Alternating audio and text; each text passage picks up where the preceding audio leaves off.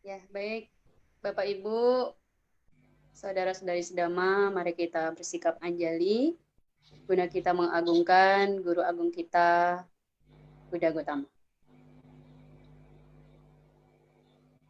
Namo tassa bhagavato arahato sama sambuddhassa. Namo tassa bhagavato arahato sama sambuddhassa. Namo tassa bhagavato arahato sama sambuddhassa. Mata pitu upatanang uta dara sasanggaho anakula cakamanta etang manggalang mutamangti. Membantu ayah dan ibu, menunjang anak dan istri, dan bekerja dengan sungguh-sungguh. Itulah berkah utama. Dikutip dari Manggala Sutta, bait ke-8. Ya, selamat malam Bapak Ibu serta saudara-saudari sedama yang berbahagia. Satihotu Namo Buddhaya. Ya, pertama-tama yang saya hormati Yang Mulia Bante ya. Yang saya hormati atas Silani juga. Yang saya hormati Bapak Ibu serta saudara-saudari sedama yang pada malam hari ini ikut bergabung di Zoom serta yang ikut menyaksikan baik itu di Facebook ya. Ya, tentu pertama-tama juga saya ucapkan terima kasih kepada panitia yang mana telah mengundang saya untuk ikut serta dalam mengisi Dhammasa Kaca online ya, pada malam hari ini tepatnya. Ya, jadi pada malam hari ini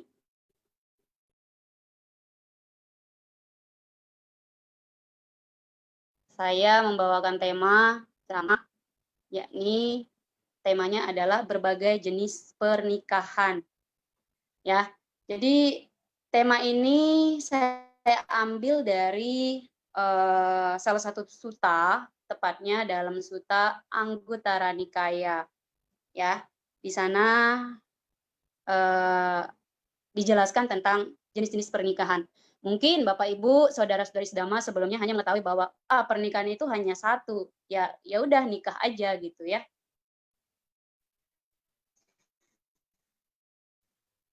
Dan kalau kita berbicara tentang pernikahan, ya, ini adalah hal yang cukup wajib untuk dilakukan. Dan ini sudah menjadi budaya turun-temurun, ya. Nah, mungkin ada yang sebelumnya pernah sering ditanyakan, kapan menikah gitu ya. Ketika baru lulus SMA, masuk kuliah gitu ya, tanyain kapan nikah. Atau yang tidak sekolah gitu ya, ditanyain kapan nikah. Kalau sudah nikah, kapan punya anak. Pertanyaan seperti itu selalu bergulir ya. Dan ini masih terjadi sampai sekarang. Ya, baik. Sebenarnya pernikahan itu apa gitu? Tujuan menikah itu untuk apa? Dan bagaimana pandangan agama Buddha tentang pernikahan? Baik, di sini saya mengambil referensi dari saya kutip dari pengertian pernikahan dari Undang-Undang Perkawinan Nomor 1 Tahun 1974. Ya, di mana di situ dikatakan bahwa pernikahan adalah ikatan lahir batin antara seorang pria dan seorang wanita sebagai suami istri dengan tujuan untuk membentuk keluarga atau rumah tangga yang bahagia dan kekal berdasarkan ketuhanan yang Maha Esa. Nah, itu pengertian pernikahan atau perkawinan secara umum ya, khususnya dalam undang-undang. Nah, kemudian saya juga mengutip pengertian pernikahan dari Ibu Meli Kyong ya, di mana beliau ini adalah salah satu penulis yang cukup terkenal di Indonesia. Beliau adalah praktisi ya, praktisi yang sudah berumah tangga sih memang ya. Beliau sudah membuat cukup banyak buku. Di mana di salah satu bukunya itu berjudul tentang 13 tahun pernikahan rendah gejolak ala Meli Kyong. Itu judul bukunya ya. Nah, di situ beliau mengatakan bahwa pernikahan adalah sebuah wadah untuk mempertemukan dua insan yang berbeda, latar belakang, dan budaya melalui kebesaran cinta. Nah, jadi seperti yang kita tahu bahwa keluarga ini adalah organisasi terkecil, organisasi paling kecil. Ya. Jadi pernikahan itu terjadi tentu diawali dengan hubungan dulu. Dalam hal ini adalah saling mencintai satu sama lain. Namun tidak bisa dipungkiri juga, memang ada kita temukan kasus orang menikah karena dipaksa, baik itu oleh keluarganya ya, atau karena kondisi tertentu seperti itu. Namun pada umumnya orang menikah itu karena berdasarkan rasa cinta, begitu ya. Baik, saya silakan dilanjutkan lagi. Jadi itu ya pengertian pengertian pernikahan dari Undang-Undang Perkawinan beserta dari salah satu praktisi penulis buku Meli Kyong. Nah, selanjutnya bagaimana pandangan pernikahan atau perkawinan dalam agama Buddha. Nah, tadi dalam dalam Undang-Undang Perkawinan nomor 1 tahun 1974 itu dikatakan bahwa tujuan menikah itu adalah untuk hidup bahagia.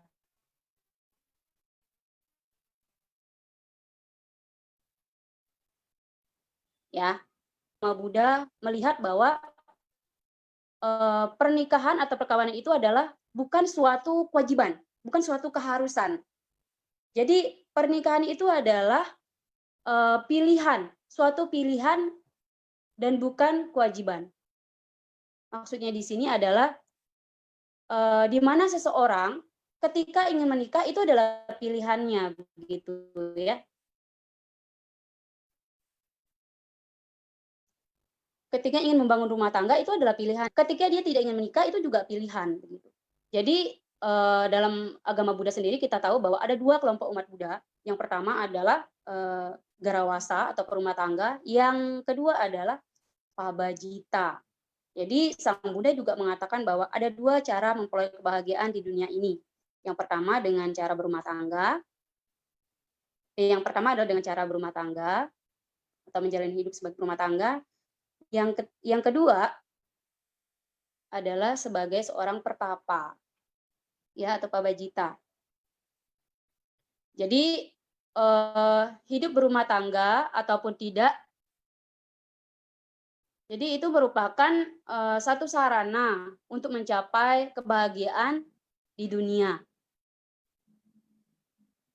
Nah, karena itu adalah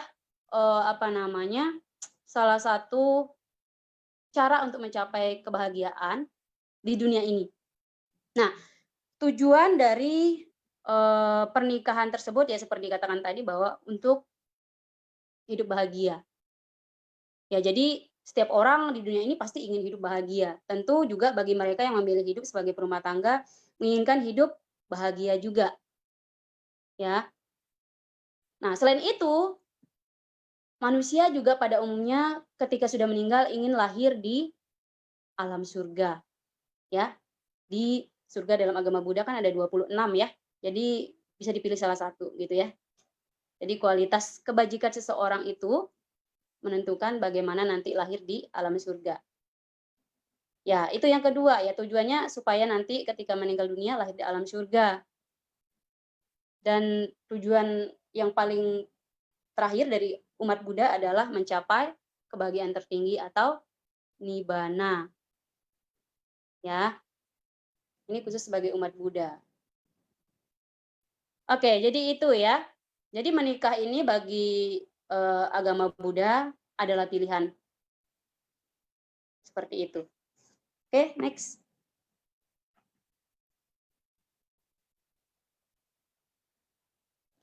Ya.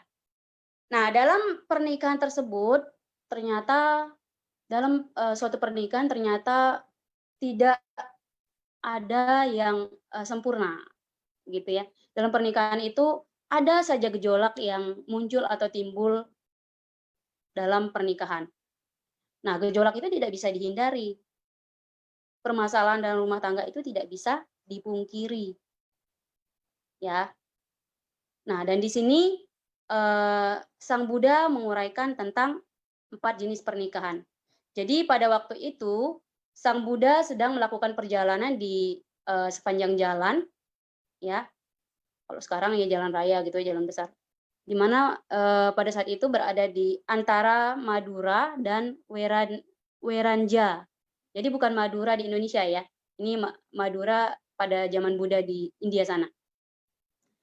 Nah, pada saat itu juga sejumlah perumah tangga laki-laki dan istri mereka juga sedang melakukan perjalanan di jalan yang sama. Kemudian, Sang Buddha meninggalkan jalan itu dan duduk di bawah sebuah pohon. Nah, melihat hal demikian, perumah tangga laki-laki dan istrinya, mereka datang menghampiri, menghampiri Sang Buddha ya. Nah, setelah mereka memberikan hormat, mereka kemudian mengambil posisi duduk di salah satu sisi. Nah, kemudian Sang Buddha lalu menyampaikan kepada mereka tentang 4 jenis pernikahan. Nah, 4 jenis pernikahan itu adalah yang pertama, raksasa hidup bersama dengan raksasi. Yang kedua, raksasa hidup bersama dengan dewi. Yang ketiga, dewa hidup bersama dengan raksasi. Dan yang keempat, dewa hidup bersama dengan dewi. Oke, lanjut. Jadi apa yang dimaksud dengan jenis pernikahan pertama, raksasa hidup bersama dengan raksasi? Maksudnya di sini adalah di mana dalam rumah tangga tersebut suaminya ini adalah orang yang suka melanggar moralitas. Ya. Umat Buddha memiliki 5 latihan dasar atau moralitas, yaitu Pancasila Buddhis. Nah, Pancasila Buddhis ini sering dilakukan, sering dilanggar oleh si suami. Jadi raksasa hidup bersama dengan raksasi. Suaminya suka melanggar Pancasila Buddhis. Suka melakukan pembunuhan, sering mencuri, sering berbuat asusila, ya.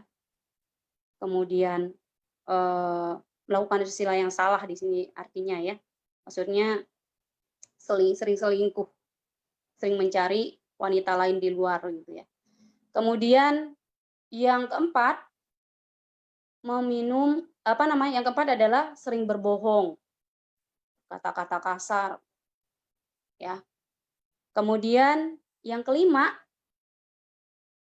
ini adalah sering minum minuman keras. Di samping itu juga si suami ini orangnya adalah pelit, kikir, gitu ya. Selain itu juga raksasa ini atau si suami ini mencela atau menghina para petapa, ya. Tapi raksasi di sini juga demikian. Wataknya sama, perilakunya sama dengan suaminya, suka melanggar 5 sila tadi. Suka membunuh juga, suka mencuri, suka berbuat asusila, berkata-kata kasar, berbohong, suka minum minuman keras. Jadi, untuk sila kelima ini tidak hanya tentang, minuman keras, tapi termasuk juga narkoba ya, zat-zat yang membuat kesadaran, seseorang melemah. Raksasi di sini juga, memiliki watak yang buruk, moralitasnya tidak baik, ya, kikir juga, pelit juga, ya, jarang membantu orang. Di samping itu juga, dia juga sama seperti suaminya raksasa.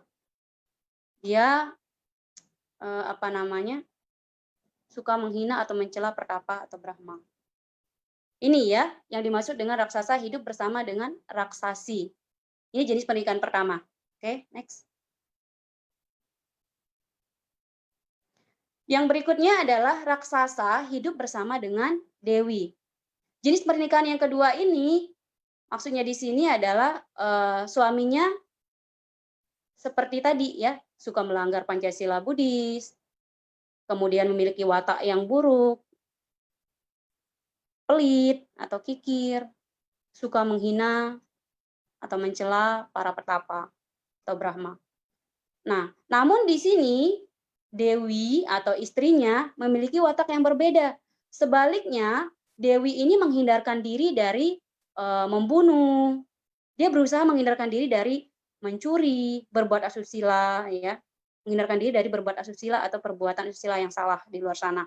Kemudian dia juga menghindarkan diri dari berbohong, berkata-kata kasar, gitu ya. Selain itu, yang kelima, dia menghindarkan diri dari minum-minuman atau zat yang menimbulkan lemahnya kesadaran. Nah, Dewi ini atau istrinya ini, dia berusaha, dia berwatak baik, perilakunya baik, tutur katanya baik. Dia, sebaliknya tidak pelit. Dalam hal ini adalah Dewi ini atau istrinya ini memiliki, kemurahan hati. Ya, dia suka memberi, seperti itu. Dan juga Dewi ini tidak menghina atau tidak mencela para petapa dan Brahma. Jadi itu yang dimaksud dengan raksasa hidup bersama dengan Dewi. Oke, selanjutnya. Jenis pernikahan yang ketiga adalah dewa hidup bersama dengan raksasi. Nah, jadi yang dimaksud dengan pernikahan yang jenis yang ketiga ini adalah dewa atau suami ini dia memiliki moralitas yang sangat baik, menghindarkan diri dari hal-hal yang buruk, ya, menjaga 5 sila, ya, berusaha melaksanakan 5 sila, tidak menghindarkan diri dari membunuh, menghindarkan diri dari apa namanya, mencuri, menghindarkan diri dari perbuatan susila yang salah, kemudian menghindarkan diri dari berbohong, berkata-kata kasar, gitu ya. Selain itu, dia juga menghindarkan diri dari minuman atau zat yang menyebabkan lemahnya kesadaran. Di samping itu, dewa atau si suami ini memiliki moralitas yang sangat baik, perilakunya baik, tutur katanya baik, tindakannya baik. Dia adalah seorang suami yang memiliki kemurahan hati, suka memberi. Ya, di samping itu dia juga tidak menghina para petapa dan brahmana. Itu sebaliknya dia menyokong gitu ya. Menyokong kehidupan para brahmana. Oke, selanjutnya yang raksasi ini malah sebaliknya gitu ya. Raksasi ini malah kebalikan dari si suami atau dewa. Jadi raksasi yang tadi di bagian jenis istri yang maksudnya jenis pernikahan yang ketiga ini, raksasi ini ya suka melanggar moralitas tadi ya, seperti yang disampaikan tadi sebelumnya. Raksasi ini suka melanggar Pancasila Buddhis gitu ya, memiliki watak yang tidak baik, pelit, kemudian suka menghina, suka mencaci maki para pertapa atau Brahma. Jadi itu ya kebalikan dari watak suaminya. Oke, next. Kemudian yang berikutnya adalah jenis pernikahan yang keempat, dewa hidup bersama dengan dewi. Jadi maksudnya di sini dalam jenis pernikahan yang keempat ini adalah Suami dan istri sama-sama memiliki moralitas yang baik, memiliki kiri dan otapa yang sangat baik. Kiri itu adalah malu berbuat jahat, takut, kemudian otapa, takut akibat dari perbuatan jahat tersebut. Jadi mereka ini sama-sama menjaga moralitasnya, setia kepada pasangannya gitu ya, tidak berperilaku seksual menyimpang gitu ya, tidak jajan di luaran sana. Mereka selalu menjaga setia satu sama lain begitu. Kemudian mereka sama-sama memiliki kemurahan hati, tidak mencela, tidak menghina para petapa. Perilakunya, tutur katanya baik dalam keseharian mereka, bermanfaat untuk keluarga mereka dan untuk orang sekitar. Jadi seperti itu ya. Nah, ini adalah 4 jenis pernikahan yang disampaikan oleh Sang Buddha dalam Anguttara Nikaya kelompok 4 ya. Nah, tentu dari 4 jenis pernikahan ini yang paling dikatakan ideal adalah jenis yang keempat ya. Karena apa? Karena jenis pernikahan yang keempat ini adalah di mana antara suami dan istri ini mereka sama-sama baik, sama-sama selalu berusaha saling membahagiakan satu sama lain, sama-sama saling mensupport dalam kebaikan, sama-sama saling mendukung dalam pertumbuhan kualitas spiritual, seperti itu. Nah, terus bagaimana dengan apa namanya, jenis pernikahan yang lainnya yang sudah terlanjur menikah dengan raksasa gitu ya, menikah dengan raksasi gitu ya. Ya, jadi tentu ini menjadi apa namanya, konsekuensi dari pilihan yang telah dilakukan. Namun yang paling utama di sini adalah ya bagaimana ketika mengetahui 4 jenis pernikahan ini, berusaha untuk memperbaiki diri, berusaha untuk memperbaiki kualitas diri, ya. Supaya dalam, menjalin kehidupan rumah tangga itu bisa menimbulkan kebahagiaan di dalam pasangan masing-masing, ya. Bisa saling, apa namanya, bisa saling memberikan dampak yang baik, dampak yang positif satu sama lain. Oke, berikutnya.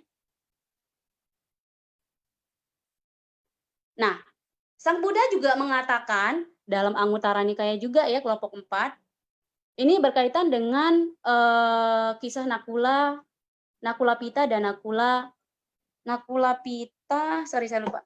Nakulapita dan Nakulamata.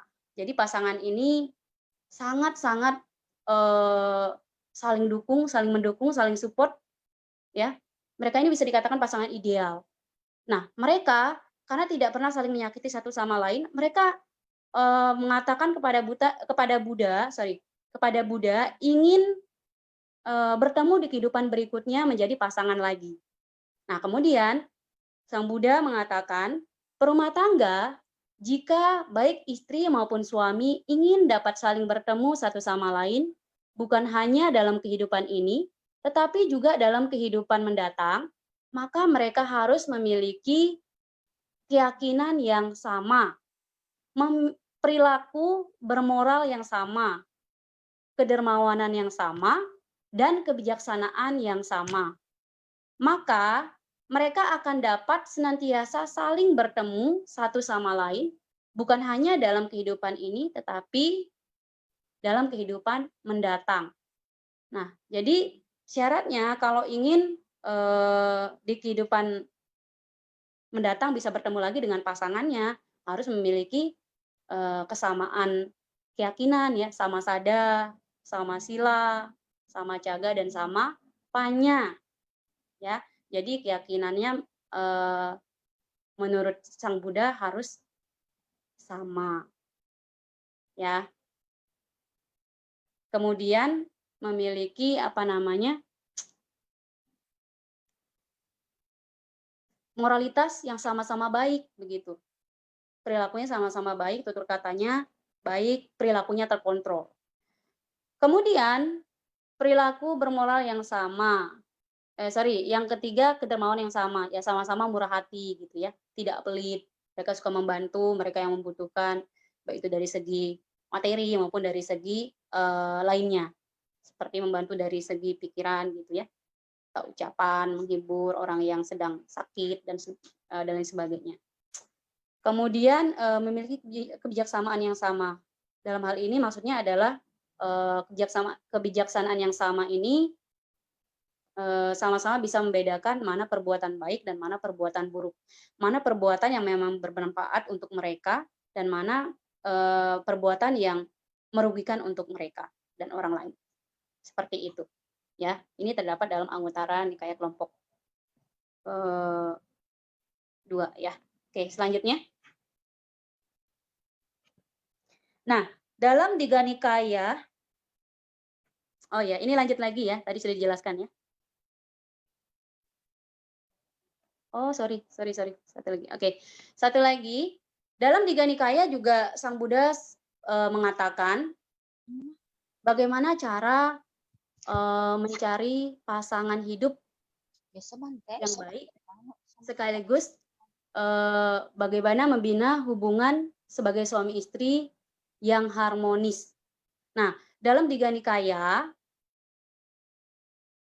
volume 3 ya, di situ Sang Buddha mengatakan bahwa 1, memiliki kerelaan, yang kedua, ucapan yang baik atau halus, atau disebut dengan piyawaca, yang ketiga, melakukan hal yang bermanfaat baginya atau atacariya. Yang keempat adalah batin seimbang, tidak sombong atau samana tata ya. Jadi apa maksudnya di sini? Ketika seseorang mencari seorang yang nanti akan dijadikan pasangannya, pertama yang dilihat di situ adalah orang tersebut murah hati atau kikir, gitu ya. Itu yang jadi syarat utama. Dia suka memberi nggak, suka bantu orang lain nggak? Atau sebaliknya tidak suka membantu orang. Nah, ini pertimbangan pertama yang harus dipertimbangkan. Ya, kalau ingin mencari pasangan hidup yang baik, yang ideal.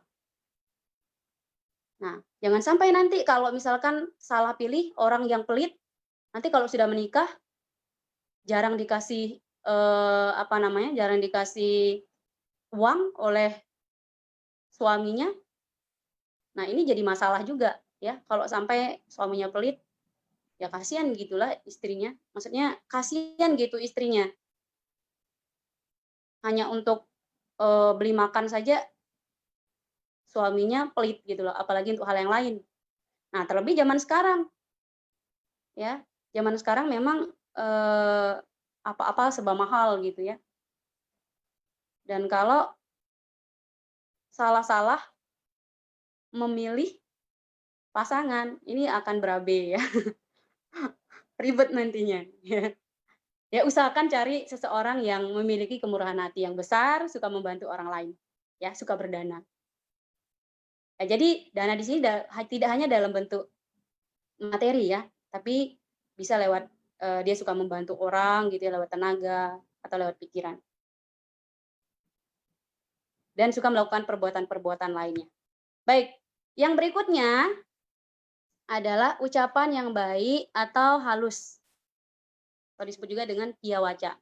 Siapa sih yang suka mendengar ucapan yang kasar gitu ya? Saya rasa semua orang tidak menyukai ucapan kasar. Dan saya rasa juga kita semua menyenangi ucapan-ucapan yang baik. Nah, untuk seseorang yang mungkin pada saat ini sedang dalam mencari pasangan hidup, ini pertimbangkan juga ya. Pertimbangkan untuk mencari seseorang yang bisa menjaga ucapannya. Tidak suka berkata-kata kasar ya, apalagi sampai suka suka berbohong. Nah, itu jadi pertimbangan tuh. Pertimbangkan matang-matang. Itu kayaknya jangan sampai dipilih gitu ya. Ucapan ini sering disamakan seperti silet gitu ya. Ucapan ini memang tidak kelihatan tajam, tapi kalau diucapkan itu bisa melukai hati orang gitu ya. Terlebih orang yang sudah memiliki pasangan, ketika mengkritik pasangannya, usahakan dengan bahasa yang baik ya, tidak dengan bahasa kasar. Nanti yang ada pasangannya jadi sedih. Nah, pasangannya sedih ya secara tidak langsung juga menyakiti diri sendiri gitu ya. Seperti itu. Jadi usahakan, mengucapkan kata-kata yang baik kepada pasangannya. Terlebih untuk yang sedang mencari pasangan, ini pertimbangkan ya, orang yang suka berkata-kata kasar ini sebaiknya, eee, dipertimbangkan matang-matang, jangan sampai itu, tetap untuk apa namanya, tetap dijadikan kriteria pilihan. Kalau sampai hal itu dilakukan, ya siap-siap saja ke depannya ketika sudah berumah tangga, makan hati oleh ucapannya ya. Oke, berikutnya yang ketiga adalah melaksanakan hal yang bermanfaat baginya atau atacarya. Artinya di sini adalah seorang pasangan berusaha untuk, membuat pasangannya bahagia ya, dengan cara apapun. Dalam hal ini adalah berusaha sekuat mungkin membahagiakan istrinya, berusaha sekuat mungkin membahagiakan suaminya, melakukan hal yang terbaik bagaimana sih menghidupi istrinya dengan, baik gitu ya. Bagaimana supaya istrinya ini, eee, bisa hidupnya bahagia, hidupnya tercukupi gitu ya, seperti itu. Ya, selanjutnya juga yang keempat, batin seimbang, tidak sombong atau saman samana tata. Ya, artinya di sini adalah ketika terjadi suatu hal di dalam kehidupan berumah tangga, ya, ini batinnya tidak cepat terpuruk, ya. Tidak bisa dipungkiri dalam kehidupan berumah tangga masalah pasti ada dan itu, mau nggak mau harus diterima, tidak bisa dihindari, gitu ya. Jadi ketika ada masalah datang dalam rumah tangga, ya usahakan selesaikan bersama, ya. Selesaikan bersama sebisa mungkin, ya. Jangan nanti ada masalah, si istri punya masalah nggak mau cerita ke suaminya, suami juga demikian ketika ada masalah nggak mau sharing dengan istrinya. Nah, dan hal ini nanti kalau sampai dipendam, masalah itu bikin, tekanan batin gitu ya.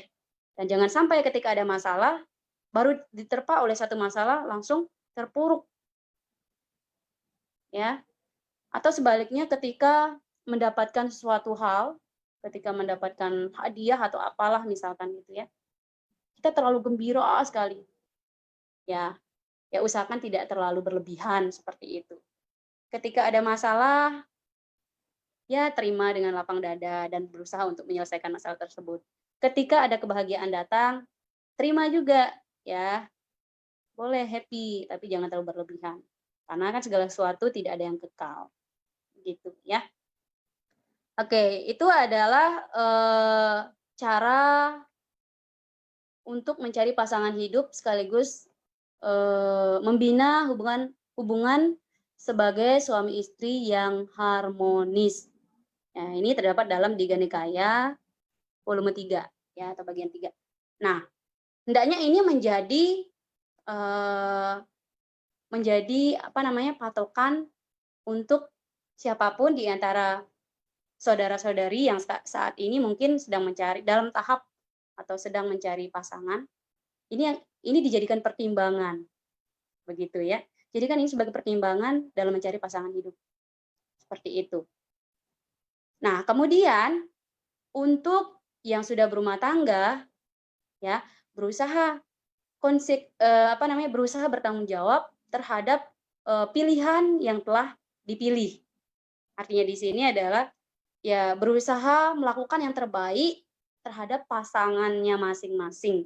Dan apabila pasangannya kekurangannya seperti raksasi begitu ya, ingatkan ingatkan dia atau misalkan suaminya seperti raksasa, ingatkan dia, sering-sering, kasih tahu dan ya tentu sebagai istri atau suami punya kewajiban untuk melakukan hal tersebut, ya, memberikan perhatian kepada pasangan masing-masing, memberikan masukan kepada pasangan masing-masing, ya, masukan yang baik tentunya di sini, ya. Oke, next. Oke, itu saja mungkin ya untuk pembahasan, saya mengenai berbagai jenis pernikahan. Yang paling terpenting di sini adalah, kita tidak bukan kita ya, karena Sila kan nggak menikah nih. Maksudnya, Bapak, Ibu, saudara-saudari sedama, yang saat ini menyaksikan, usahakan jangan hanya menuntut pasangannya sempurna, tapi belajarlah untuk, meningkatkan kualitas diri menjadi sempurna juga. Berusaha memperbaiki perilaku ucapan masing-masing, sehingga hal demikian menjadi kondisi untuk menemukan, pasangan yang baik ke depannya. Oke, itu saja. Terima kasih atas perhatiannya. Selebihnya sila kembalikan kepada, co-host.